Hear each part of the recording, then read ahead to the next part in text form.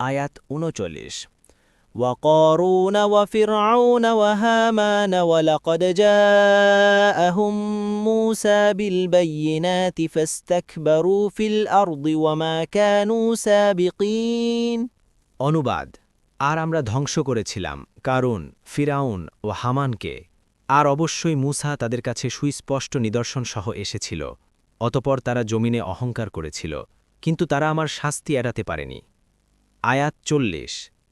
فكلا أخذنا بذنبه فمنهم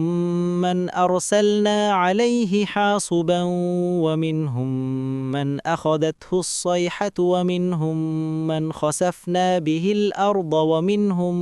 من أغرقنا وما كان الله ليظلمهم ولكن كانوا أنفسهم يظلمون অনুবাদ সুতরাং তাদের প্রত্যেককেই আমরা তার অপরাধের জন্য পাকড়াও করেছিলাম তাদের কারো উপর আমরা পাঠিয়েছিলাম পাথরকুচি সম্পন্ন প্রচণ্ড ঝটিকা তাদের কাউকে আঘাত করেছিল মহানাদ কাউকে আমরা প্রথিত করেছিলাম ভূগর্ভে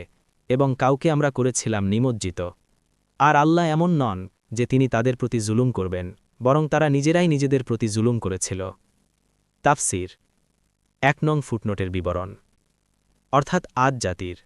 তাদের উপর অবিরাম ৭ রাত ও ৮ দিন পর্যন্ত ভয়াবহ তুফান চলতে থাকে সূরা আল হাক্ক